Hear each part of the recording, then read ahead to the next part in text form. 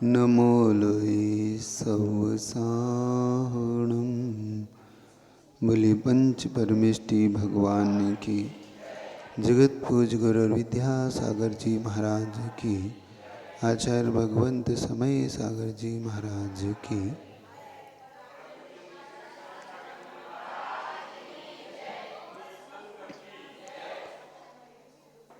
जीवन की इस पृष्ठभूमि पर कहते हैं संसारिक रंगमंच है और हर जीव इसमें एक कठपुतली की भांति एक रोल निभाता है। हर व्यक्ति एक पात्र, व्यक्ति अपना पात्र निभा के आगे बढ़ जाता है। ऐसी अलग अलग मान्यताओं से हम इस संसार में अनादिकाल से घूम रहे हैं। हर दर्शनकार में अलग अलग मान्यताएं हैं। जैन दर्शन एकदम भिन्न और उदारवादी मान्यता को रखता है। ऐसे में इस दर्शन की कर्म सिद्धांत व्यवस्था को देखना लायक होती है। कर्म पाप और पुण्य रूप में फलता है। हमारे यहाँ कोई करता नहीं, स्वयं अपने करता है, स्वयं भोगता है और स्वयं ही स्वामी है। इसलिए जिन शासन में इस जैन दर्शन की मान्यताओं को बहुत अच्छे से समझने का पुरुषार्थ करिए। इसमें हम वर्तमान योग को उठाकर जब देखते हैं तो किसी व्यक्ति का चारित्र हमें अपने चारित्र की ओर इंगित करता है, वो हमें सूचित करता है, हमें मार्ग दिखाता है, हमें मार्ग पे चलने की प्रेरणा देता है। उसी में कल आपके सामने एक ऐसे महान आत्मा का चारित्र जो पतित से पावन बना और इतना पतित जिसकी कल्पना करके आपके मन में एक रोष का भाव आता है। लेकिन जब उसका आगे आगे जीवन देखते हैं तो लगता है कि व्यक्ति अपने कर्मों का फल भिन्न भिन्न रूप से पाता है। हम सिर्फ राग द्वेष करके रह जाते हैं। लेकिन थोड़ा सा अगर हम साम्य भाव से देखें तो राग द्वेष की जरूरत है ही नहीं, क्योंकि राग द्वेष धीरे धीरे किसे कम होता है। हम सिर्फ कल्पनाओं में रह के व्यक्ति के उस वर्तमान को देखकर हम अजीबोगरीब सी कल्पनाएं करते हैं और बहुत कुछ उत्तेजनाओं से भर जाते हैं। लेकिन जैसे जैसे उसका पर्दा उठता है उसकी, वैसे वैसे हमारी सब धारणाएं टूटती चली जाती हैं। पर्दा जब तक है तब तक ही हमारे मन में कल्पनाओं के घोड़े दौड़ते हैं, कल्पनाओं की उड़ान होती है। लेकिन जब कर्म सिद्धांत के जब पर्दे हटते हैं तो उसे ही हम पूज्य मानने लगते हैं, जिसे कल तक हम निम्न मान रहे थे, जिसे हम कल तक हम बुरे भावों से देख रहे थे, उन्हीं की हम भक्ति करने के लिए तत्पर होते, उन्हीं की हम जीवन में मंत्र बना लेते। और इसी का नाम रहस्य है। इसी को हम सीक्रेट बोलते हैं, इसी को हम अंतराय कर्म बोलते हैं। कर्म सिद्धांत की इस व्यवस्था को सबको समझना की जरूरत है। जैसे जैसे कर्म सिद्धांत हमारे जीवन से स्पष्ट होता जाता है, अपने आप हमारा जीवन बिल्कुल बहुत सुंदर और एक अच्छा बनने लगता है। उस व्यवस्था को समझे। कर्म हमसे क्या चाहता है, कर्म के फल क्या है, कर्म कौन देता है, कर्म होते क्या है, इस सिद्धांत को जरूर पकड़ें। एक चीज स्पष्ट आपसे कहना चाहता हूं कि ये निश्चित मान के चलिए कि कर्म से बड़ा कुछ भी नहीं है। हम कितना ही राग द्वेष करें, हम कितना ही बुरा भला सोचे, से कुछ नहीं होता। तो पहली चीज, एक चीज का आप सब अगर आप चाहते हो तो आचार्य वंदन गुरुदेव के शब्दों में कहूं तो कोई महान अध्यात्म है तो वो है कर्म सिद्धांत। गुरुदेव महा अध्यात्म कहते थे कर्म सिद्धांत कर्णाणी योग को। आप भले द्रव्यानुयोग को अध्यात्म कहते हैं, लेकिन अध्यात्म से भी ऊपर उठ के कोई है, महाअध्यात्म है तो वो है कर्णाणी योग। एक बार कर्णाणी योग से जीवन जुड़ जाए तो व्यक्ति की सारी व्यर्थ की कल्पनाएं, धारणाएं ध्वस्त होने लगती। इसी के कथा के लिए उन्होंने कहा, कथा में कुछ अंगों का होना जरूरी है। कथाएं 4 प्रकार की होती हैं, संवेगनी, निर्वेगनी, आक्षेपणी और विक्षेपणी। संवेग और निर्वेग भाव जिनसे उत्पन्न हो उन कथा को, जैसे प्रथमानुयोग आपके अंदर संवेग और निर्वेग भाव पैदा करता है, और सिद्धांत में न्याय इत्यादि जब आते हैं तो वो आपके अंदर एक प्रकार से आक्षेपणी और विक्षेपणी कथा की उत्पत्ति करता है। और संवेग और निर्वेग भाव में प्रथमानुयोग इत्यादि की कथाओं का बड़ा सहयोग होता है, 12 भावनाओं का बड़ा सहयोग होता है। तो हम आक्षेपणी विक्षेपणी कथाओं को और संवेग निर्वेगनी भावों को समझें। आक्षेपणी कथा कब काम आती है? आक्षेपणी विक्षेपणी कथा काम आती है जब आपके जीवन में किसी से आपको अन्य मत से अपने मत की पुष्टि करना होती है, अपने मत की स्थापना करना होती है, उसे न्याय कहते हैं। उन कथाओं का प्रयोग तब होता है जब आपको जिन शासन की स्थापना करना और मिथ्या शासन की विराधना करना, मिथ्या शासन को हटाना हो वहां से, तब ये कथा काम आती। लेकिन जीवन के प्रारंभ में और जीवन के अंत में 2 ही कथा काम आती है, संवेगनी और निर्वेगनी। जीवन की बीच के स्टेज जो होती है उसमें काम आती है आक्षेपणी विक्षेपणी कथाएं, वहां काम आती। तो सबसे पहले जो हमारे काम आने वाली, जिससे हमारा सम्यक दर्शन पुष्ट होता है, हमारा वैराग्य पुष्ट होता है, हमें संसार की असलियत का पता पड़ता है और हम अपने सही पार्ट को, अपने कैरेक्टर को हम जान पाते हैं कि इस संसार की रंग पंच में हमारा कैरेक्टर क्या है और उस कैरेक्टर में बदलाव कब आता है, इसको समझने के लिए कथा आपके सामने प्रस्तुत है। कल हमने ये जाना कि इस जम्बूद्वीप के इस भरत क्षेत्र में जो कौशाम्बी नाम की नगरी है, उसमें अतिबल नाम का राजा और इसके यहाँ पर सोम शर्मा नाम का एक पुरोहित, उसके 2 पुत्र अग्निभूति वायुभूति, है ना। अग्निभूति और वायुभूति बचपन की अत्यधिक प्रेम और लालन पालन के कारण वो अज्ञानी रह गए।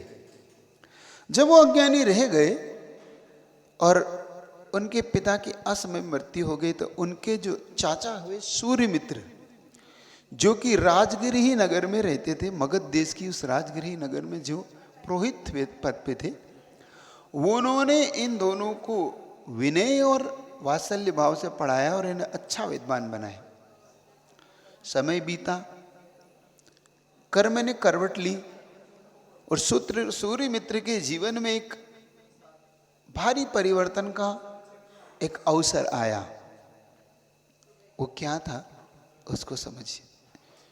सूर्यमित्र था तो मिथ्या दृष्टि, लेकिन भद्र मिथ्या दृष्टि था, जिसको किसी धर्म का आग्रह नहीं था, लेकिन अपने धर्म का प्रेम जरूर था उसे। इसलिए वो अपने दर्शन के अनुसार सूर्य इत्यादि को अर्घ दिया करता था, सूर्य की पूजा किया करता था। सूर्य की पूजा का ये प्रचलन कहाँ से और कैसे आया, एक संक्षेप में उसको समझिए। ये सूर्य का प्रचलन कहते हैं भरत चक्रवर्ती से आया। जब भरत चक्रवर्ती को जब संक्रमण काल आता है, जब आप जैसे मकर संक्रांति आती है और एक कर्क संक्रांति आती है। मकर संक्रांति आती है आपकी 14 जनवरी के आसपास और कर्क संक्रांति आती है आपकी जून के आसपास। आपकी सूर्य की घूमने की गलियां 180 होती हैं। इन 180 गलियों में जब सूर्य भ्रमण करता है तो सूर्य जब अंतिम गली में होता है तब मकर संक्रांति आती है, जब आपके यहाँ ठंड बहुत ज़्यादा होती है। और जब ये सूर्य धरती के सबसे निकट होता है, जो ग्रह होते हैं अलग अलग, धरती ग्रह है, इस ग्रह के निकट जब सूर्य होता है तो जून में आपको सबसे ज़्यादा भीषण गर्मी होती है। आपने देखा, क्योंकि सूर्य और धरती की निकटता होती है। उसे बोलते हैं कर्क संक्रांति। इसको उत्तरायण और दक्षिणायन भी बोलते हैं आप, है ना इसको। अब यहाँ पे एक चीज़ समझने वाली है कि भरत चक्रवर्ती ने जब उस संक्रांति के दौरान जब सूर्य के दर्शन किए तो सूर्य के दर्शन करके उसने जिन भीम को प्रणाम किया।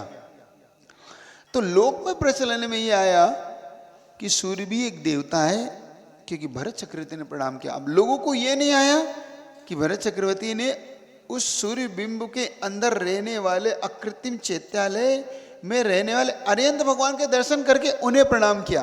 देखो लोक मूर्ताएं कैसे दुनिया में आती है, समझ में आ रहा है आपको? इसलिए कह रहा हूं कि कभी इस मूर्ता से आप ग्रसित हो तो इसको छोड़िएगा। मूर्ता मतलब चलन, एक हम उसको अन्य मान लें। लेकिन एक बात है, बहुत से लोग आज भी इन प्रथाओं को पालते हैं, सूर्य को नमस्कार कर लेते हैं, लेकिन ये गलत प्रथा है। इनमें प्रथाएं नहीं, अपने को नहीं, क्योंकि हमें जब वो दिखाई ही नहीं रहा है, सूर्य बिंब में हमें वो बिंब दिखाई नहीं दे रहा है, तो बहुत से लोगों ने कहते हैं कि हमने सूर्य बिंब के दर्शन किए सो हमारा भी दर्शन हो गया, सो हम भोजन कर सकते हैं। नहीं, ये गलत प्रथा है। तो फिर तो सब आप सुमेरु पर्वत भी नहीं देखा, आप यहीं से प्रणाम कर लो, वहां भी अकृत्रिम चैत्यालय है। सो फिर घर के बाहर ही उस दीवार के उस पार ही प्रणाम कर लो, तो आपका तो प्रणाम हो ही गया ना, क्योंकि आपको दिखे ना दिखे आपने तो मान ही लिया है। तो ऐसी मान्यताओं को कभी भी हम बल नहीं दे सकते। तो कभी भी आप इस तरीके से मत करिए। आप सही मायने में अगर दर्शन करना है तो अपने ही जिन बिंबों को दर्शन कीजिए, और उसमें भी जितने भी अकृत्रिम चैत्यालय 3 लोक में हैं उनको नमस्कार वहीं से कीजिए। ये मान्यता उचित मान्यता है, ठीक है? तो ये याद रखना।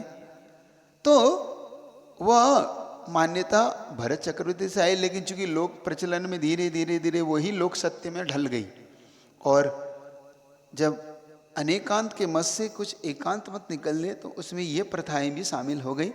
और उस एकांत मत में लोगों ने सूर्य को भी एक भगवान मान के उसकी पूजा शुरू कर दी, यहीं से अर्घ देना इत्यादि शुरू किया।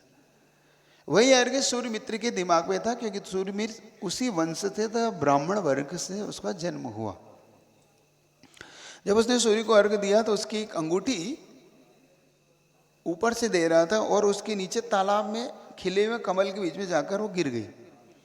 उसी बीच में सूर्य मित्र को बड़ी, क्योंकि वो राजमुद्रा थी और राजमुद्रा का एक अपना महत्व था, क्योंकि चूंकि पुरोहित पद पे था तो पुरोहित की भी जब मुद्रा के द्वारा ही कुछ चीज़ों के काम होते थे। राजमुद्रा में जानते हो ना, जिस पे पुरोहित अपनी ठप्पा लगाता है, जिसको आज के आपकी भाषा में रबड़ के वो कहते हैं ना, स्टैम्प, आपकी भाषा में सिक्का कहते हैं, है ना? मराठी भाषा काय सांगते? सिक्का, स्टैम्प। तो वो आप जब बनवाते हैं तो ऐसा। अब वो उसके मन में एक घबराहट थी कि अगर ये मुद्रा नहीं मिली तो राजा मुझे कोई घोर दंड ना दे दे। वो घबराया। वो अवधि ज्ञानी मुनि महाराज के पैसे, जो सुधर्म नाम के मुनि महाराज थे, उनके चरणों में पहुंचा। कर्म के योग से महाराज ने अपने अवधि ज्ञान से उसका बहुत अच्छा भविष्य जाना, क्योंकि महाराज जरूरी नहीं कि उसको कुछ बताएं। तो एक प्रश्न उठता है, क्या मुनि महाराज को इस प्रकार से परिग्रह के बारे में बताना चाहिए या नहीं बताना चाहिए? क्योंकि सुनते हैं कि महाराज जी नहीं बताते, क्योंकि अच्छा सच्चा और साधक इन चर्चों में नहीं पड़ता, क्योंकि कभी कभी यही वैराग्य के कारण बन जाते हैं, ऐसे भी होता है। डिपेंड करता है उसकी भवितव्यता पर, डिपेंड करता है मुनि महाराज की उसकी विचारधारा पर कि मुनि महाराज उसे क्यों बता रहे हैं। हम बहुत जल्दीबाजी ना करें। हम बहुत जल्दी कुछ प्रश्न चिन्ह उठाने लगे आते हैं, ये मुनि महाराज तो सिर्फ भावलिंगी नहीं है, ये मुनि महाराज तो ये तो द्रव्यलिंगी है, क्योंकि इन्होंने तो ग्रस्त के परिग्रह के बारे में बता दिया। थोड़ा धैर्य रखिए, थोड़ा सा मत विचार बनाइए, आप अधीर मत होइए। सुनिए सूर्यमित्र की कथा। सूर्यमित्र जब उन्हीं मुनि महाराज के चरणों में पहुंचा तो सूर्यमित्र ने जो निवेदन किया कि भगवान, मुझे अपनी अंगूठी का बहुत तीव्र आवश्यक है, क्योंकि मुझे राजदंड से बचना होगा।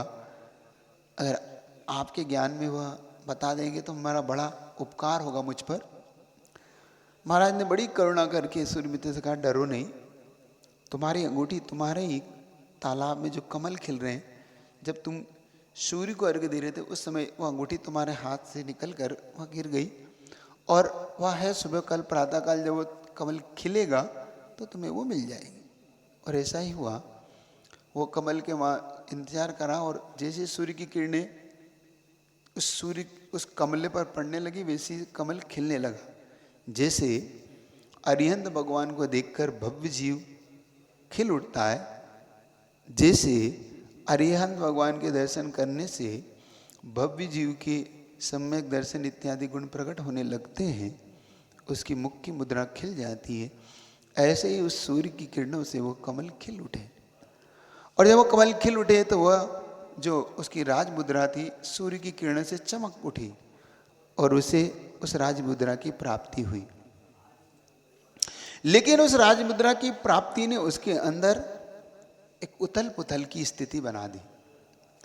उथल पुथल इसमें होने लगा उसको कि क्या ऐसा भी ज्ञान होता है संसार में जो इस तरह की बातों को बता सकता है?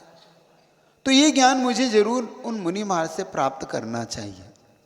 अब देखो मुनि महाराज ने क्यों बताया, क्या उनके ज्ञान में झलका, सो अब आप इसको जानो, प्रश्न जल्दी खड़े मत करो। सो वो मुनि महाराज के चरणों में पहुंचता है कि भगवान, आपका वचन एकदम सत्य निकला और मुझे अपनी मुद्रा की प्राप्ति हो गई। लेकिन मैं ये आपसे ये जान सकता हूं कि ये ज्ञान मुझे प्राप्त हो सकता है? अब देखो महाराज ने क्या बड़ी युक्ति निकाली। कौन सी चीज किसके भवितव्यता को ऊंचा कर देगा हम कुछ नहीं कह सकते। सिर्फ अंदर ही अंदर ना जाने क्या क्या कल्पनाओं के जो घोड़े दौड़ाते हैं, उन्हें थोड़ा सा हमें रोकने की जरूरत है। मुनि महाराज बड़े करुणा भाव से कहते हैं, हाँ सिखा तो सकता हूं, मुझे कोई दिक्कत नहीं। क्योंकि उसके अंदर सूर्यमित्र के अंदर ये बात अंदर थी कि क्या ऐसा ज्ञान प्राप्त करके मैं आश्चर्यचकित हो सकता हूं, तो मुझे भी ज्ञान प्राप्त था। चूंकि मुनि महाराज ने अवधि ज्ञान से वो बात बताई थी, तो मुनि महाराज के पास पूछता है कि क्या ये विद्या मुझे प्राप्त हो सकती है, क्योंकि ये विद्या बड़ी अच्छी विद्या है और मैं जान लूंगा तो मुझे बड़ा काम आएगा, और इससे मैं लोगों को उनकी समस्या का समाधान बता पाऊंगा, क्योंकि पुरोहित हूं तो लोग मेरे पास समस्या लेके आते हैं। वो पुरोहित होने के नाते मेरा ज्ञान इतना ऊंचा हो जाए तो और संसार में मेरी ख्याति होगी। बस इसी लोभ के कारण वो मुनि महाराज के पास पहुंचा। महाराज के पास पहुंच गया, महाराज जी मुझे ये विद्या सिखा दीजिए। महाराज ने बड़े आश्चर्य से कहा, हाँ मैं सिखा सकता हूं, तो इसके लिए लेकिन मेरे एक समस्या है। वो क्या? वो समस्या ये है कि भाई देखो, दिगंबर मुद्रा ढारे बगैर ये विद्या प्राप्त नहीं हो सकती, तो तुम्हें इसके लिए भाई मुनि बनना पड़ेगा, तो मैं तुम्हें सिखा दूंगा। अब देखो महाराज ने कोई उपदेश नहीं दिया कि तुम्हें 5 महाव्रत लेना पड़ेंगे, ये लेना पड़ेगा, कुछ नहीं, तुमसे मुनि बन जाओ। देखो आप जो सोचते हो अरे द्रव्यलिंगी है, ये है वो, अपन बहुत दिमाग लड़ाते हैं, है ना। अरे महाराज जी को उसको पहले तो ज्ञान देना चाहिए, उसको शिक्षा देना चाहिए। नहीं, गुरुजी ठीक कहते थे, पहले दीक्षा होती है फिर शिक्षा आती है। समझना समझना उन मुनि महाराज ने कैसे उनके अंदर के परिणामों को किस प्रकार से पकड़ा। तो उसने कहा कि ठीक है, कुछ दिनों बाद फिर अपन घर चले जाएंगे तो अपना मुनि बन जाते हैं। ठीक है, तो उन्होंने कहा कि महाराज मैं मुनि बनने को तैयार हूं। तो ठीक है, अब दीक्षा ले लो। उसने दीक्षा ले ली। किस लोभ में? अवधि ज्ञान रूपी विद्या को सीखने के लोभ में। कोई वैराग्य नहीं, कोई संवेग भाव नहीं, बल्कि ज्ञान का लोभ उसे मुनि बना गया। अब वो उसने कहा कि ठीक है, अब मैं मुनि बन गया। हाँ बन गए। अब मैं अब तुमको जो जो सिखाता हूं तुम सीखते जाओ और तुम्हें ये विद्या प्राप्त हो जाएगी। महाराज ने उसे कर्म सिद्धांत की विद्या शुरू करी। सबसे पहले उसे सुमत के मंडन का काम किया। एक होता है खंडन, एक होता है मंडन। मंडन मतलब उसके अंदर समीचीन ज्ञान डालना शुरू किया। सबसे पहले उसे कर्म सिद्धांत के कुछ, फिर अध्यात्म, फिर न्याय, इन सिद्धांत को जो पढ़ाया तो उसके जैसे सूर्य के ऊपर जब घनघोर बादल छाए होते हैं तो सूर्य की किरणें प्रकट नहीं होती और वो अंधकार रूप वहां पर छाया रहता है, वैसे ही मिथ्यात रूपी बादलों से उस सूर्य मित्र का अभी समीचीन रूपी ज्ञान ढका हुआ था। लेकिन आचार्य भगवान की उस समीचीन वायु ने उस बादलों को दूर करके उसके सम्यक दर्शन रूपी सूर्य की प्रकट कर दिया। और वह सूर्य मित्र मुनि महाराज, मुनि सूर्य मित्र कुछ ही दिनों में सम्यक दृष्टि सूर्य मित्र मुनि महाराज हो गए, भावलिंगी मुनि महाराज हो गए। अब यहां विचार ये आता है, मुनि महाराज की करुणा किस प्रकार से, वहां पे सम्यक दर्शन की कोई चर्चा नहीं, सोचना विचार करना है यहाँ पे कि किस प्रकार से किस जीव का कल्याण कहाँ से होता। अब यहाँ पे सूर्य मित्र मुनि हो गए और मुनि होने के बाद उन्होंने और घरघोन साधना शुरू की। अब वो अवधि ज्ञान की चाहत उन्होंने छोड़ दी। उन्होंने कहा अवधि ज्ञान से बढ़कर मुझे एक ऐसा रत्न मिल गया, ऐसा रत्न मिल गया, मुझे सम्यक दर्शन ज्ञान चारित्र रूपी रत्न मिल गए। अब मुझे किसी अन्य विद्या की जरूरत नहीं है, मुझे समीचीन विद्या प्राप्त हो गई। है ना, हम लोग सिर्फ चमत्कारों में अटक जाते हैं, लेकिन जो सच्चे साधक होते हैं वो सुविद्याओं को प्राप्त करते हैं। आत्मविद्या में जिनकी दृष्टिपात होता है उनका सच्चा ज्ञान प्रकट होता है। अब वो एक दिन, देखो बहुत अच्छी घटना है, इसको अच्छे से समझना।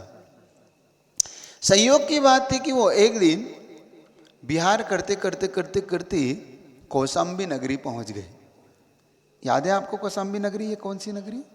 ये कौशाम्बी नगरी वही नगरी है जहां पर अग्निभूति और वायुभूति ये दोनों भाई पुरोहित के पद पे हो। और ये महान अज्ञानी थे जो महान अज्ञान के कारण अपने पिता के पद से च्युत हुए थे, और इन्हीं सूर्य मित्र की कृपा पात्र बनकर ये दोनों ज्ञानी हुए।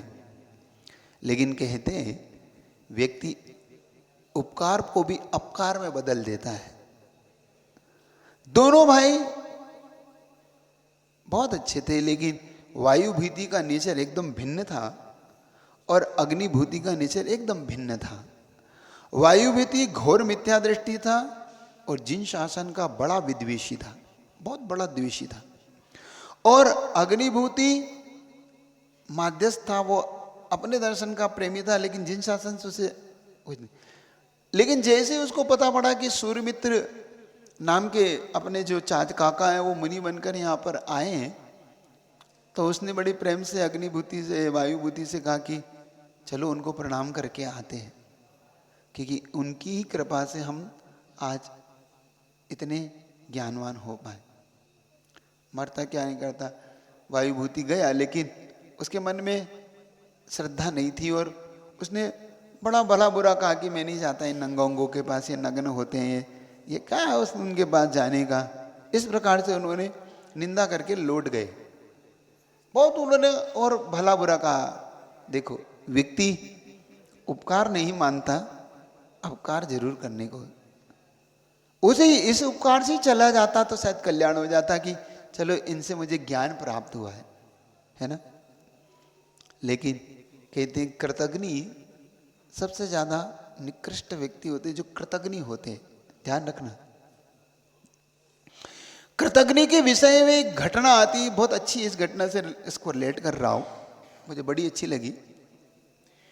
एक बहुत महर्षि हुए, एक बहुत बड़े ज्ञानी विद्वान महर्षि हुए। एक बार गंगा के तट से स्नान करके आ रहे थे। इतने भी देखती है कि एक गंदगी उठाने वाली, एक बिल्कुल गंदगी उठाने वाली है ना, वो गंदगी अपने टोकरे में लेके आ रही। देखना, उसके टोकरे में एक मरा हुआ कुत्ता है, हाथ में गंदगी है, और फिर भी वो हाथ में गंगा जल लेके उस मार्ग पर छिड़कती हुई जा रही है। आश्चर्य भरा है। स्वयं मलिन है, स्वयं निकृष्ट पात्र है, हाथ में एक मरा हुआ टोकरी मरा हुआ कुत्ता है, हाथ में गंदगी है, फिर भी वो क्या कर रही है? गंगा जल छिड़कती उस मार्ग में जा रही है। जब वो महर्षि वहां से गंगा स्नान करके लौट रहे थे तो उन्हें बड़ा आश्चर्य हुआ कि ये क्या मामला है। भाई खुद निकृष्ट, जो जिस मार्ग से वो निकल जाए वो अशुद्ध हो जाए, वो गंगा जल छिड़के और वो निकल जाए तो भी फिर समझ में आता है, लेकिन जो खुद इतनी सारी बुरी चीजों को लेकर जा रही है और वो गंगा जल से धरती पवित्र कर रही, तो प्रश्न चिन्ह खड़ा होता है या नहीं होता? होता है ना। तो उससे पूछा कि बहन ये बता, तेरे खुद के हाथ में निकृष्ट चीजें हैं, मरा हुआ कुत्ता है, मलिया है, तो तू खुद ही फिर भी गंगा जल छिड़क रही है। उसका क्या उत्तर था तुमको मालूम? उसका क्या उत्तर था? उसने कहा, मैं जानती हूं मैं खुद निकृष्ट हूं, मैं जानती हूं कि भाई जिस मार्ग निकल जाती वो मार्ग अशुद्ध हो जाता है, लेकिन मुझसे भी एक महान अशुद्ध व्यक्ति यहां से निकला है, इसलिए मैं गंगा जल छिड़क रही हूं। उसने कौन निकला है? अभी अभी इस मार्ग से एक कृतघ्नि निकला है, इसलिए मैं गंगा जल छिड़क रही हूं, ताकि उस कृतघ्नि से जो ये मार्ग अशुद्ध है वो शुद्ध हो जाए। मतलब कृतघ्नि उससे भी ज्यादा निकृष्ट होता है। समझ रहे हो? बात आ रही समझ में? जो किए उपकारों को भुला देता है वो नीच कुल में उत्पन्न होने वालों से भी महानीच होता है।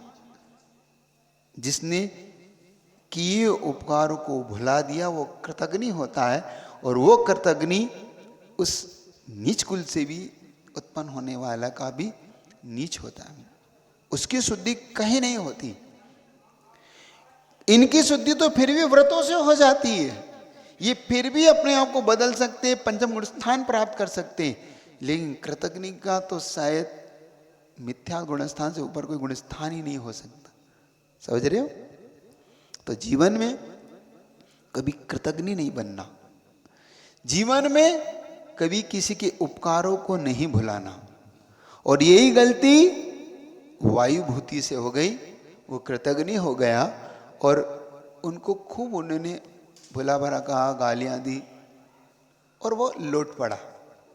लेकिन यह बात अग्निभूति के मन को इतना ज्यादा पीड़ा दे गई कि देखो, उन मुनि महाराज को जो निर्दोष है और जिनने हम पर उपकार किया, उनको भी ये भला बुरा कह रहे हैं। और अग्निभूति सीधा जाके सूर्यमित्र मुनि महाराज के पास पहुंचा, क्षमा मांगी और उनके पास बैठ गया। उनके पास जब बैठ गया तब सूर्यमित्र ने उनको संबोधन दिया, और वह संबोधन पाके उसी क्षण अग्निभूति को वैराग्य हो गया। देखो, जीवन में किस व्यक्ति को कब किन कारणों से वैराग्य उत्पन्न होगा। प्रकृति किस जीव का कैसे भला कर देगी, है ना। आश्चर्य होता है ना। उसे इतना बुरा लगा कि देखो मेरे भाई ने अच्छा नहीं किया, और उनकी कृपा पात्र होकर वो मुनि अग्निभूति हो गए। जैसे कभी भगवान महावीर की कृपा पाकर इंद्रभूति गौतम गंधर हो गए, ऐसे ही अग्निभूति अब मुनि अग्निभूति हो गए। और खूब अच्छा वैराग्य से भर के उन्होंने खूब आनंद से भर के मुनि बने। इधर उनकी भाभी जो कि इनका इंतजार कर रही थी घर पे,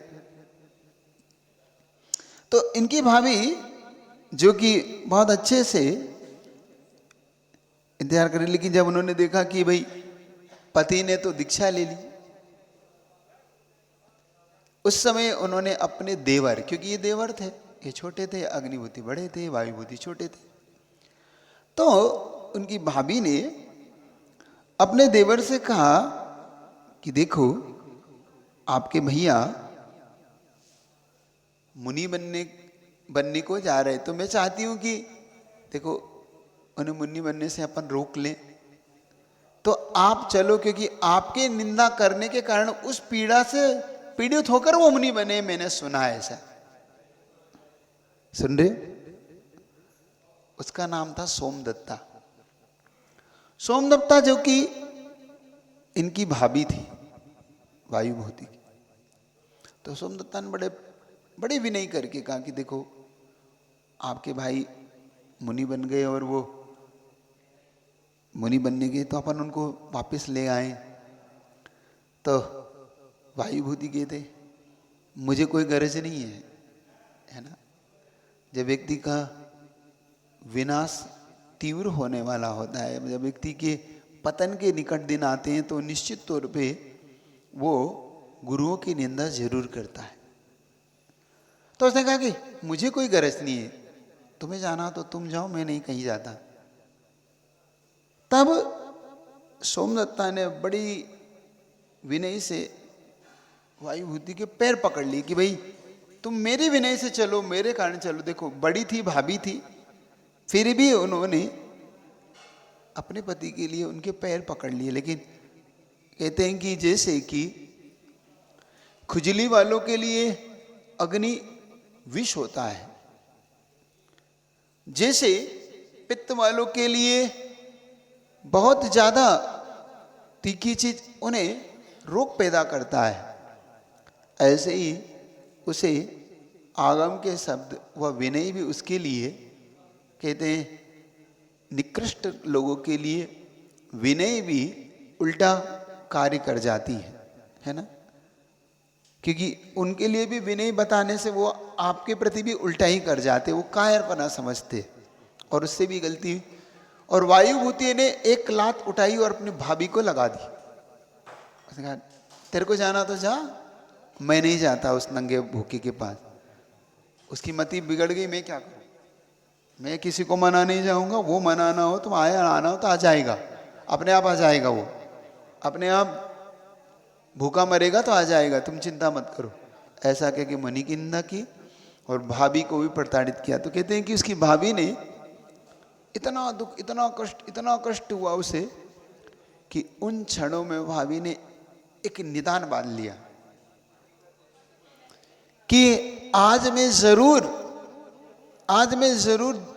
स्त्री हूं और अबला हूं, आज मेरी शक्ति जरूर नहीं है और तुम शक्तिवान हो, लेकिन याद रखना एक दिन जिस पैर से तूने मुझे लात मारी है और जिस कठोर हृदय से तूने मेरी निंदा की और मेरे पति की निंदा की, एक दिन इसी पैर का बदला मैं तुझसे लूंगी, इसी पैर को मैं खाऊंगी। देखना, यहां से व्यक्ति का पतन शुरू होता है। निदान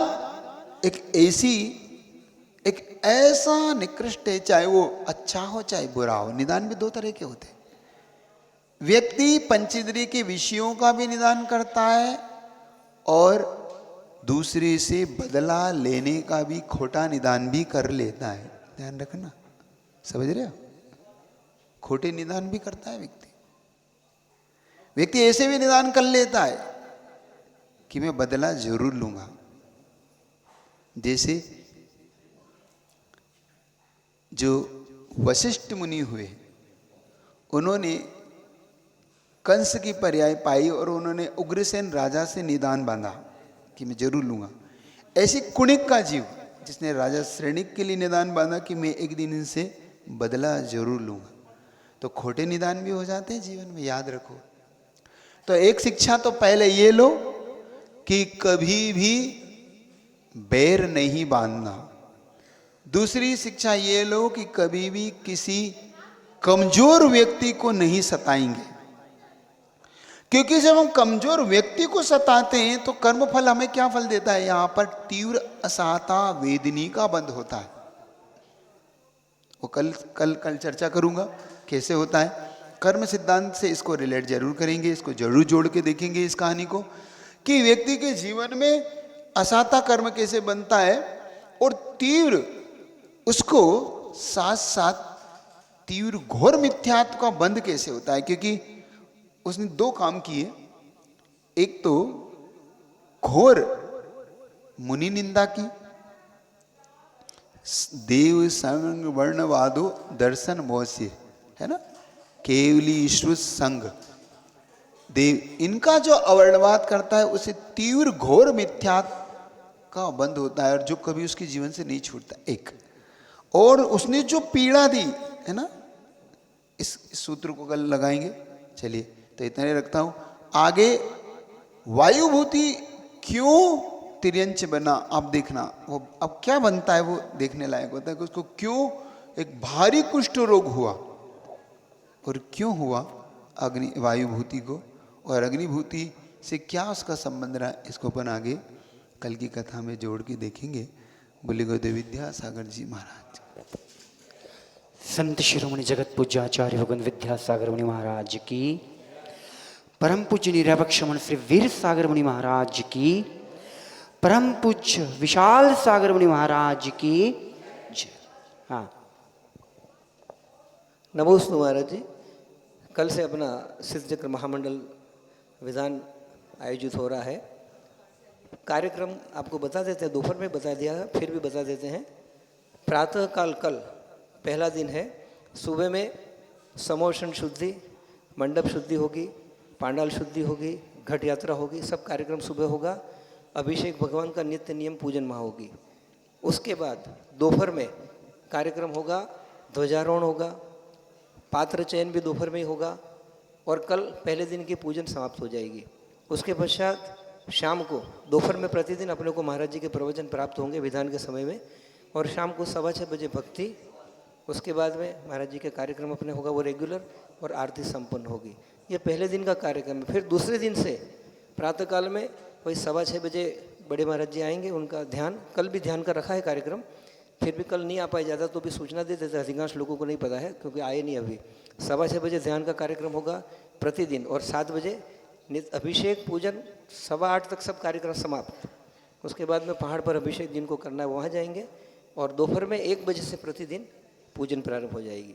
ये चलेगा 4 तारीख तक कार्यक्रम। दोपहर में विधान का पूरा कार्यक्रम, रोज का शाम का कार्यक्रम वही नियमित। खाली 5 तारीख के दिन सुबह में जल्दी 6 बजे 6:15 बजे पूजन प्रारंभ होगी और 12 बजे तक हवन होकर कार्यक्रम समाप्त होगा। ये सूचना है सभी लोगों के लिए। नमस्ते महाराज। कल सुबह से ठीक 6:15 बजे से अष्टानिक महापर्व के कार्यक्रमों की शुरुआत होगी। इतना सामान्य भी ध्यान में रख लो तो भी बहुत है। गुरुदेव, ऑनलाइन का प्रश्न आया है। प्रश्न है पद्मश्री दोषी वेलापुर से, पूछ रहे हैं, गुरु भगवंत के चरणों में त्रिवार नमोस्तु। गुरुवर, हमें ऐसा लगता है कि रावण, कर्ण और उर्मिला पर अन्याय हुआ है। रावण के एक अवगुण के कारण उनके अलौकिक गुण दुर्लक्षित हुए, और सच्चा वनवास तो उर्मिला ने ही सहा बिना पति के। ऐसे ही व्यवहार में भी जब किसी पर अन्याय होते देखते हैं तो मन व्याकुल होता है, कई बार आंख में आंसू तक आते हैं।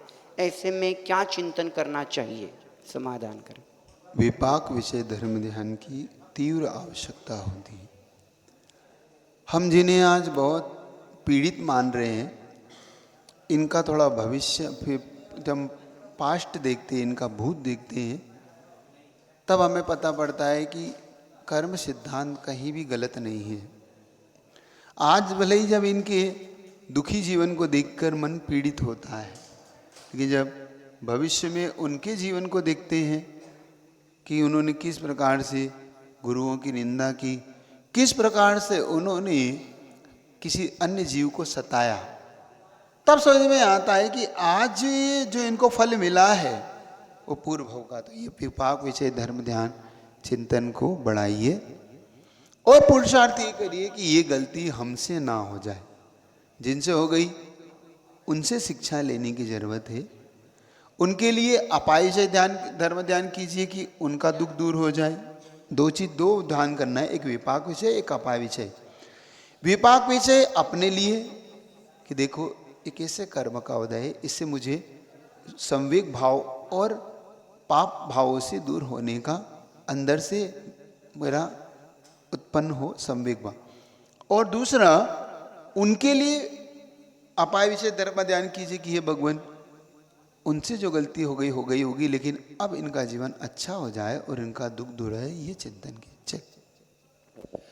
महाराज जी, एक प्रश्न आया है। नमोस्तु गुरुदेव। मेरा प्रश्न है कि दिवाली के दिन तिथि में परिवर्तन क्यों हो जाता है? पहले तो नहीं होता था, ऐसा क्या कारण है कि 5-6 साल से ऐसा क्यों होने लगा? कृपया समाधान करें। दिवाली की समस्या ये है, हमारी दिवाली स्वाति नक्षत्र को लेकर चलती है। हमारे यहाँ दिन मुख्य अमावस्या का जो काल है वो काल से मतलब नहीं, हमारा मुख्य काल है स्वाति नक्षत्र। चूंकि अमावस्या के दिन जब भगवान मोक्ष गए थे, वो मुख्य था स्वाति नक्षत्र में वो मोक्ष में थे। और वैष्णव दर्शन में तिथि का परिवर्तन मध्याह्न की बेला से हो जाता है और हमें चाहिए प्रातः काल की बेला। तो उनके यहाँ पे क्या होता है, जैसे ही 14 मान लो 12 बजे, दिन के 12 बजे तक 14 थी और 12 बजे के बाद से उनकी अमावस्या लग गई, तो वो 14 और अमावस्या के दिन से तो उस अमावस्या को उन्होंने दिवाली का काल मान लिया। अब हमें चाहिए रात्रि, जब क्योंकि रात्रि की प्रत्युष बेला जो प्रातः काल की काल के उस अमावस्या के प्रातः काल की बेला में वो मोक्ष गए थे, तो हमारे चाहिए वो, इसलिए हमारी उनकी दिवाली में एक दिन का एक बड़ा फर्क आ जाता है। लेकिन ये आपके लिए फायदे कार है। ये फायदे इसलिए कार है कि जो व्यापारी अपना बिजनेस पहले दिन कर लेते, दूसरे दिन शांति से पूजा कर लेते। अगर दिवाली एक दिन पड़ जाए तो तुम इतने बदमाश हो कि तुम दिवाली भगवान को तो लड्डू ऐसे पटक के जाओ कि आज तो बिजनेस का दिन है। तो अच्छा है, तुम्हारे लिए सुविधा है कि कम से कम एक दिन पहले तुम बिजनेस कर लेते हो, दूसरे दिन भगवान को शांति से, क्योंकि दूसरे दिन तो कोई व्यापार होता नहीं तुम्हारा, क्योंकि तुम्हारी अमावस्या हो चुकी होती है ना, इसलिए तो अच्छा है ना। तो तुम्हें तो दूसरे दिन शांति से भगवान की पूजा तो करो, मुख्य ही है। चल, राहुल गांधी मुंबई से प्रश्न पूछ रहे हैं। महाराज जी नमोस्तु नमोस्तु नमोस्तु।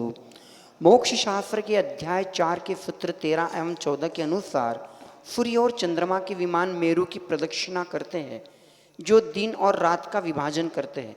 तो फिर तिथि घटती और बढ़ती क्यों है? तिथियों का मेला भेला होना अथवा एक ही तिथि का 2 बार आना क्यों होता है? उसका मुख्य लॉजिक ये है, हमारे यहाँ तिथि घटने बढ़ने में सूर्य उदय से तिथि का प्रमाण है।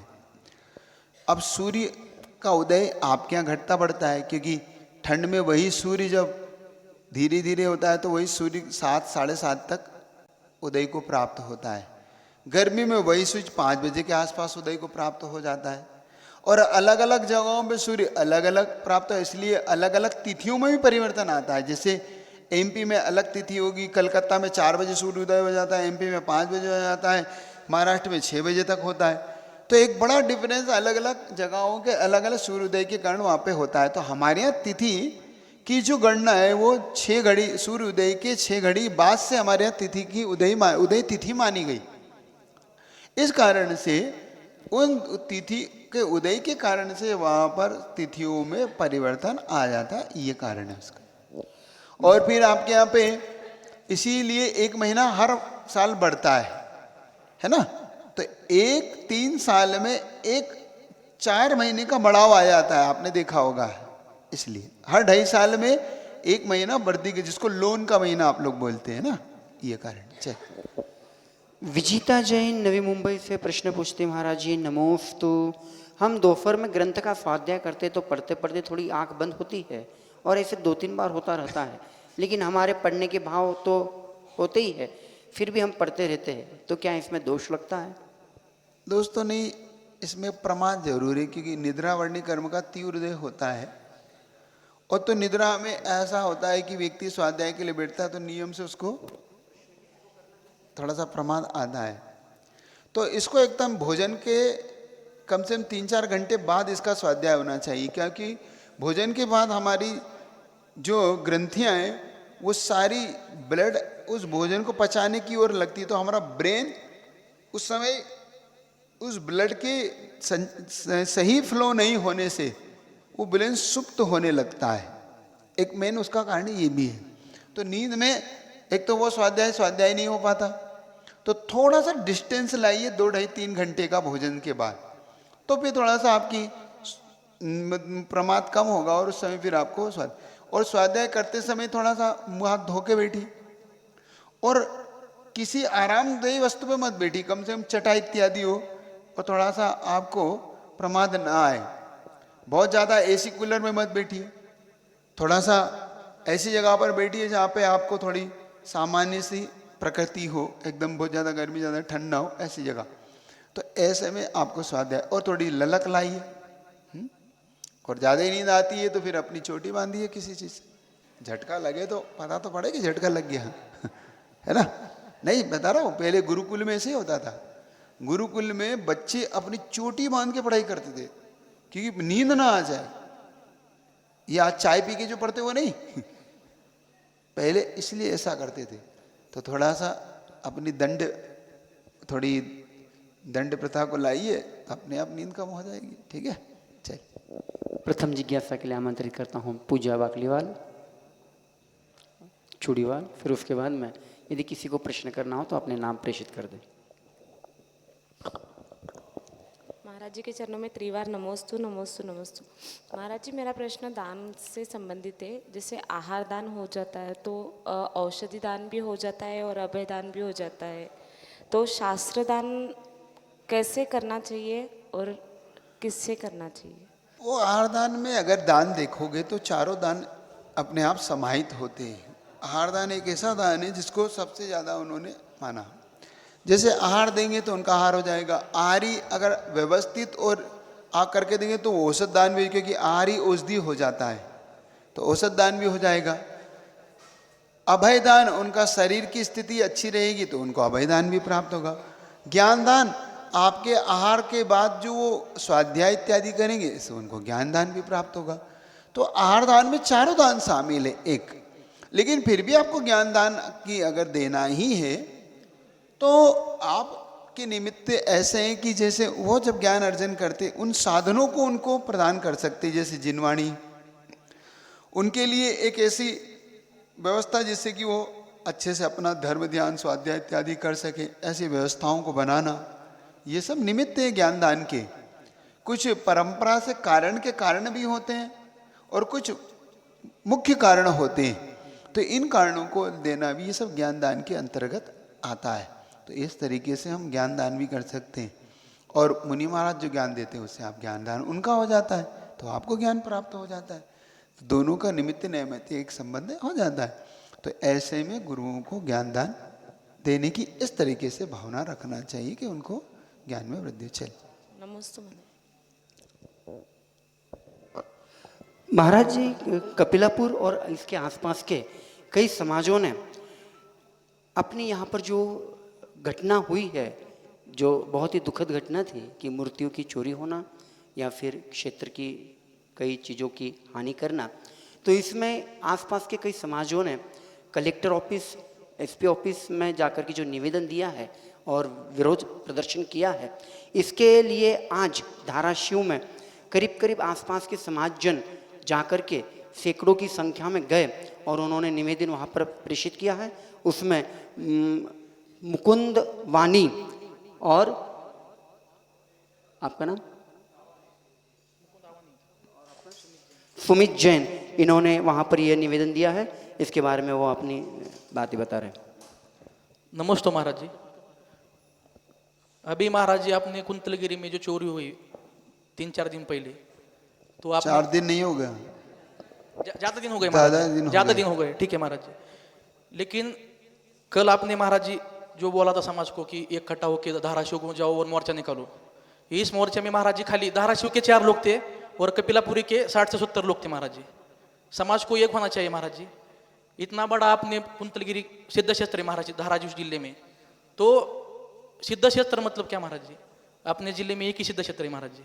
वहाँ पे इतना बड़ा संकट आए तो आजू बाजू के पूरे समाज ने महाराज जी इधर आके मोर्चे में सहभाग दिखाना चाहता था महाराज जी, लेकिन मोर्चे में कोई नहीं था महाराज जी। खाली हमारे गांव के 60 से 70 बच्चे थे और धाराशिव के 4 से 5 आदमी थे महाराज जी। नमस्ते महाराज जी।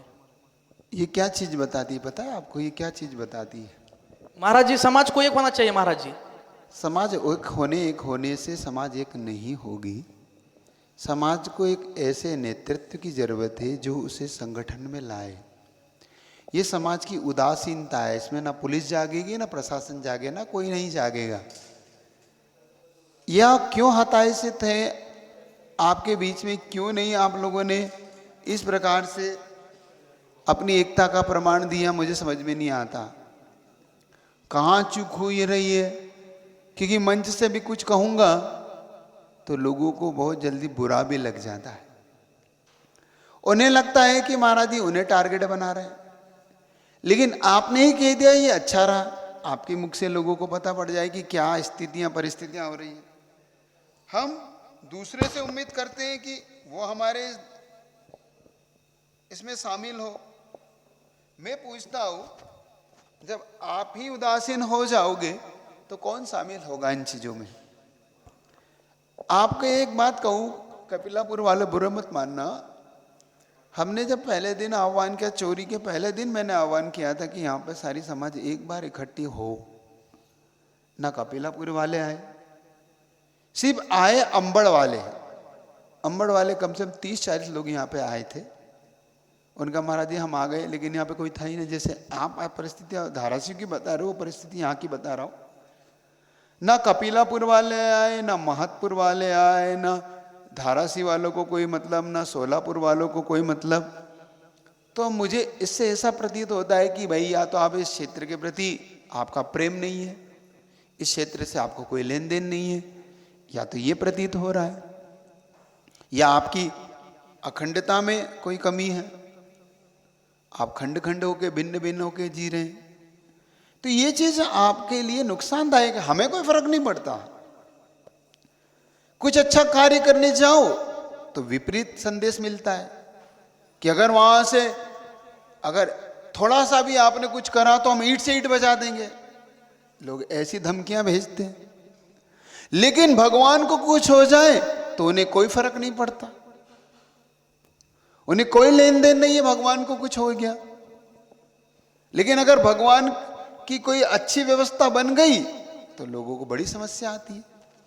ये आपको सोचना है, आप समाज को सोचना है कि इस क्षेत्र का कैसे विकास होगा। क्या इन्हीं नीतियों से विकास होगा? सिर्फ एक छोटी सी विचारधाराओं से विकास होगा? नहीं होता। उसके लिए बहुत विराट हृदय चाहिए, बड़ा सोच चाहिए, बड़ा विजन चाहिए। मैं किसी व्यक्ति विशेष के लिए ना टारगेट कह रहा हूं ना कहना चाहता हूं, लेकिन एक बात बहुत अच्छे से कहना चाहता हूं आप सबके लिए। युवा जागृत हो, यूथ जागृत हो, और थोड़ा सा पंथवाद संतवाद से ऊपर उठ के इन क्षेत्रों के बारे में सोचो। क्योंकि साधु आते हैं, हम तो आए हैं चले जाएंगे, लेकिन ये क्षेत्र आपके लिए था, है और रहेगा। पूज्यवर शांति सागर जी महाराज की इस पे बड़ी कृपा रही। कुलभूषण देशभूषण जी मुनि महाराज जैसे महान आत्माओं ने यहाँ साधना करके मोक्ष पाया। लेकिन हम ना जाने छोटी मानसिकता को लेकर जीने वाले लोग, हम इस क्षेत्र के ना उद्धार के बारे में सोचते, बस अपने स्वार्थ के बारे में सोचते। हम एक छोटी विचारधाराओं में ही जी के रहते हैं। बड़ा मुझे कष्ट होता है। कष्ट इतना होता है कि तुम्हारे लिए तो शायद मूर्ति थी, मेरे लिए तो वो जीवंत भगवान थे जो वो चोर लेके गए। ध्यान रखना, कष्ट होता है, दुख होता है, लेकिन चूंकि मुनि की एक मर्यादा होती है, मर्यादाओं में ही हम रह सकते हैं। मर्यादाओं से बात हम बोल भी नहीं सकते, क्योंकि हमारे गुरु ने कभी ये सिखाया ही नहीं हमें मर्यादा से बात। लेकिन ये भी तय है कि फिर कभी कभी इससे मर्यादा से बाहर भी बोलना ही चाहिए, फिर ऐसा भी लगता है। क्योंकि अगर जो सो रहा है उसे तो जगाया जा सकता है, लेकिन जो जानबूझ के सो रहा है उसको कैसे जगाया जा सकता है? तो ये आप सबको सोचना है, आप सबको विचार करना है, कहाँ चूक हो रही है आप सबसे। फिर एक बार विचार करिए। और ऐसे में, और मैं मानता हूँ कि यार ये तीसरी चौथी बार चोरी हुई है, ये भी बात मुझे सुनने में आई। ये सच है गलत है? क्यों जिनेंद्र जी? हाँ, सेकंड बार हुई। कितनी बार हुई है यहाँ? पहले एक बार हो चुका है। एक बार, कोई कह रहा है तीसरी बार हुई। नहीं, फिर वो सामान्य नीचे हुई थी। नीचे मतलब हुई तो चोरी तो हुई है ना, तो ये तीसरी बार हुई है अगर देखा जाए तो। नहीं तो ऐसे तो ये चोरियां हो रही है और हम फिर भी सामान्य चोरी कह के निकल जाएं। अरे हमारे यहाँ से कैसे चली गई चीजें, यहाँ की स्थितियों को समझो तो परे।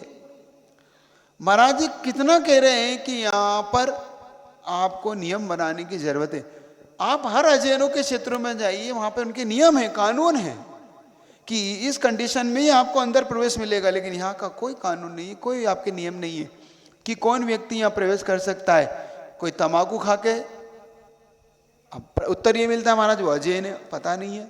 तो भाई हमारी पवित्रता, क्षेत्र की पवित्रता को नुकसान पहुंचाने का आपको क्या अधिकार है? हमें ऐसे कौन सी हमारे अंदर भय है, हमारे अंदर ऐसा कौन सा डर बैठा है कि हम उन्हें रोकना नहीं चाहते? ये तो हमने 50 बार मुनि महाराज ने कहा, तब जाके यहां पर एक व्यक्ति बैठा हुआ है जो देखता है अब बोलता है। नहीं तो लोग जूते चप्पल लेके ऊपर तक चढ़ गए। ये मेरा देखा हुआ है, मेरी पीड़ा है, मैं बता रहा हूं। वहां पे लड़के लड़कियां से फोटो खिंचाते फिरते हैं, ऊपर जाके भगवान की मूर्तियों को छूते हैं। आपके गुरु जब वहां जाते हैं तो पीछे से भद्दे कमेंट्स करते हैं आपके क्षेत्र पर, सुन रहे हो? लेकिन आपके सबके किसी के कान में जू नहीं रेंगती, क्योंकि आपको कोई फर्क नहीं पड़ता ना। जब मुनि महाराज आपके क्षेत्र में, आप सोचो कि बाहर सड़क पे करे तो फिर भी बात समझ में आती है।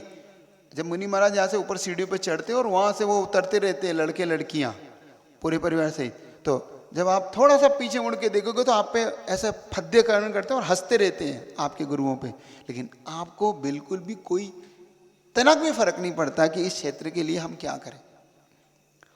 हम न जाने हमें कौन सा भय है या कौन सा लालच है जो हमें इन चीजों को करने से रोकता है।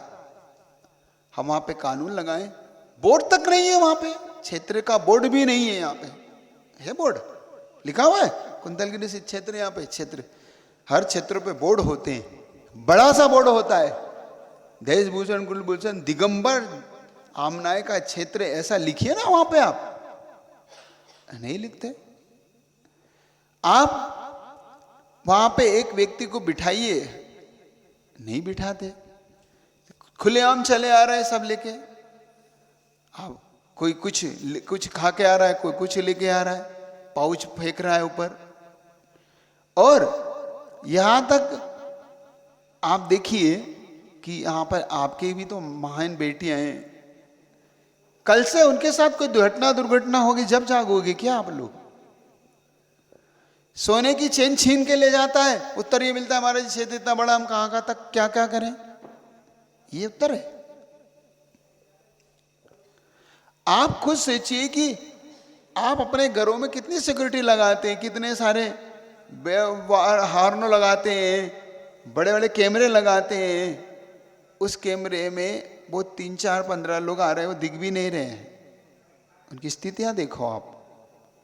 वरना आपके पास लाइट तक नहीं फोकस होना चाहिए कि मतलब एक व्यक्ति भी टच भी कर दे तो बिप नीचे तक आना चाहिए।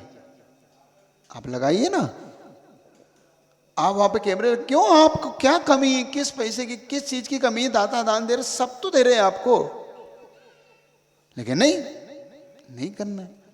अब बताइए गलती किसकी है? अभी कहेंगे तो सब कहेंगे हमें टाइम। मैं इसलिए कहने से बड़ा मुझे वो भी होता है कि भाई व्यक्ति जो कार्य करता, अच्छे कार्य करता है, उनके ऊपर लोग कमेंट्स करते हैं। अब देखो संतोष जी एक अच्छे कार्य करता है, जो उस्मानाबाद से यहाँ आके पूरी मेहनत करते हैं। जो उमंग जी हैं वो अपने बच्चे की समस्या है, उनकी स्वास्थ्य खराब, फिर भी वो यहाँ पे सेवा देते हैं। फिर भी कुछ लोग उन पर कमेंट्स करते हैं कि तुम लोग वहाँ हो तो कुछ नहीं करते। ऐसा कह के काम चलता है क्या? वो अपने सर्वस्व यहाँ पे न्यौछावर कर रहे हैं, धन लगा रहे हैं, समय लगा रहे हैं। अब वो कब तक अकेले कब तक करें? तो यहाँ पर संगठन के साथ करने की जरूरत है। इस क्षेत्र को प्रिपरेशन करके पूरा सुरक्षित करने की जरूरत है, और आप लोगों को भी इसमें सम्मिलित होने की जरूरत है। देखो बहुत सारी चीजें हैं, अब जातिवाद, इस बात, ये बात, वो बात, इतनी सारी चीजें हैं। आपकी प्रॉब्लम तो यहाँ पे है ना भाई। वो कहते हैं ये हमारे बाबा दादा का क्षेत्र है, फलाना चंद का क्षेत्र है, अब उसका क्या करा जाए? अब वो चीजों की तो कोई हमारे पास कमी नहीं। तो इतना जरूर कहता हूँ कि आप लोग फिर से एक बार चिंतन कीजिए, फिर से इस क्षेत्र की सुरक्षा, इस क्षेत्र की रक्षा, एकता के बारे में सोचिए। नहीं तो होगा कुछ नहीं, हम तो चले जाएंगे यहाँ से, क्योंकि हमें तो कोई ऐसा है नहीं, हमें तो गुरु आज्ञा थी। सो यहाँ पर बड़े आनंद से हमारा तो चातुर्मास संपन्न हो गया, लेकिन समाज पे कुछ चीज़ों पे चोरी ने प्रश्न चिन्ह खड़ा कर दिया। और आज ये बहुत छोटी चोरी हुई है, लेकिन हमारे भगवान बहुत बड़े हैं। लेकिन ये हमारे लिए जागने का समय है। अभी भी जागो, शासन को हिलाओ, प्रशासन को हिलाओ। हमारी मूर्तियां चाहिए तो चाहिए ही चाहिए, वो ढूंढेंगे, देंगे, सब कुछ होगा। तो मैं इतना ही चाहता हूँ आप सबसे, थोड़ा सा जागो, थोड़ा सा एक बार पुनः विचार करो, नहीं तो सब कुछ आपके हाथ से निकल जाएगा। हम सिर्फ बाद में लकीरें पीटते रह जाएंगे, एक दूसरे को दोषी ठहराते रह जाएंगे कि उन्होंने ऐसा नहीं किया, उन्होंने ऐसा नहीं किया, बस इतना सा। तो एक बार फिर विचार कीजिए, आप लोग बैठिए और एक दूसरे को साथ में लेके चलिए, ठीक है? अंतिम जिज्ञासा के लिए मैं आमंत्रित कर रहा हूँ बंडू भैया कुंथलगिरी। और फिर भी आपको एक आशीर्वाद तो देता हूँ कि कम से कम कपिलापुर वालों ने हिम्मत दिखा के वहाँ पहुँचे, बहुत आशीर्वाद के पात्र हैं। नमस्ते महाराज जी, नमस्ते महाराज, नमस्ते महाराज जी। मेरे एक जिज्ञासा है कि अष्टानिक पर्व चालू हो रहे, कल सप्तमी है, सप्तमी 2 दिन आए तो अष्टानिक परसों दिन अष्टमी है, तो कोई लोग कल से पूजन चालू करे, कोई लोग परसों दिन से चालू करे। और महाराज जी 11 का 6 हो गया है, तो 11 और 10वीं 2 दिन आए, तो 10वीं दिन के साथ 11 का पूजा और 10वीं की पूजा एक दिन की पूजा, दो पूजा एक दिन कर सकते हैं? उसी 2 दिन की पूजा को व्यवस्थित करने के लिए सप्तमी से पूजा शुरू कर दी है।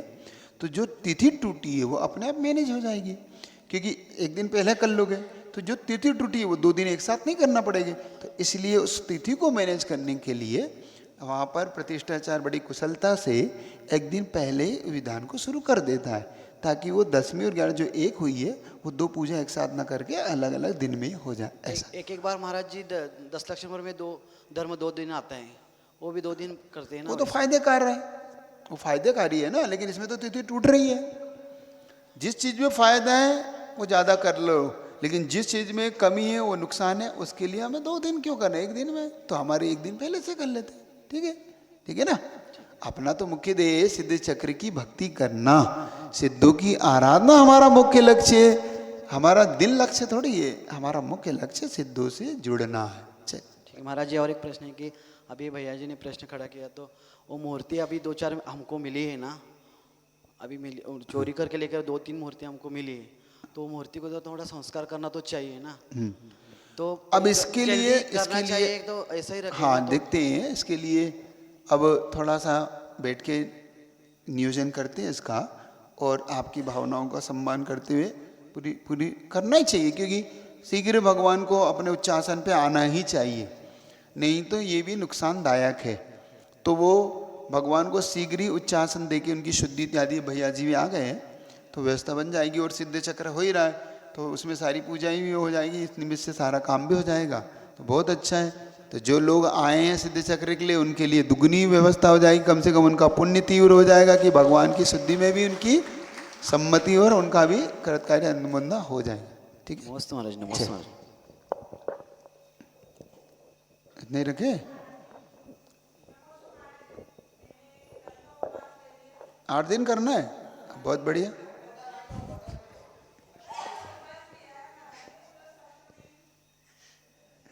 ठीक है, कोई बात नहीं, जब कल जब कल ठीक ठीक, चलो अब जम्बू जी हैं वो, हम समझे 8 दिन का कर रहे हैं, ये कर तो सकते हैं, लेकिन फिर भी अपने अपने लिए स्वास्थ्य ठीक नहीं है एक एक दिन। चलिए चलिए, एक बात कह रहा है,